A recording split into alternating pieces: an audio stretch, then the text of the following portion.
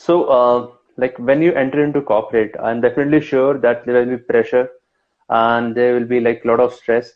And so, how did you, handle this stress and pressure altogether? And what motivate you to drive every single day to stay in this corporate culture?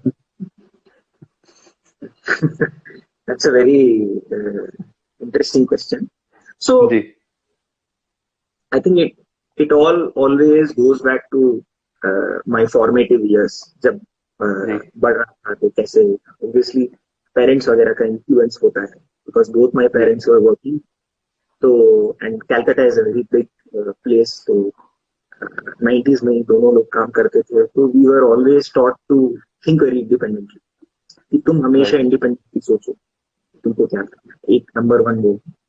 दूसरा है कि एक work ethic समझ में आता है कि एक टाइम पे उठो एक टाइम पे खाना खाओ पेरेंट्स ऐसे थे they had no other choice right,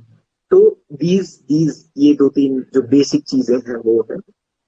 अब the other thing is of course influences जब मैं कॉलेज में था मैं थोड़ा सा डाउन था मैं डिप्रेस था तो I use to read a lot I always had the habit of reading a lot तो मैंने कहीं से पढ़ा कि मैं बायोग्राफीज पढ़ने लगा कॉलेज टाइम जी, what do successful people do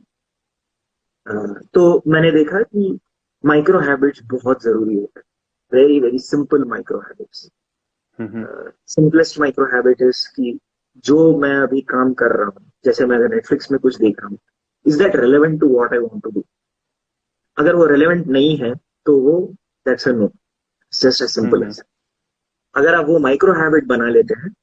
तो it helps in your daily life